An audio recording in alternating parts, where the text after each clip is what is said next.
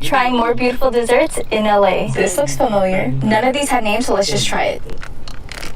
Okay, 4 years po yun. Ooh. Yung TSB, depende sa huli mong 8 out of 10. Can you guys guess what this is? Sahod mo, nung unang pumatok sa amo mo is 1.5. Oh my gosh, this one is so good. Napabilis sa'yo amo mo.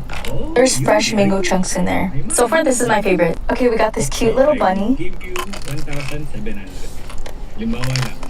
Yummy. We have a green apple. Hanggang sa matapos na yung kontrata mo, naka-apat na taon. Ano This one tastes like an apple pie. Okay, this one is a hazelnut. Yung 1.5 o yung 1.7? It has these crunchy bits inside. It reminds me of a Ferrero Rocher. 10 out of 10. Up next, we have a raspberry. Yun yun. Gusto nyo? 9 out of 10. Okay, this one is a pear.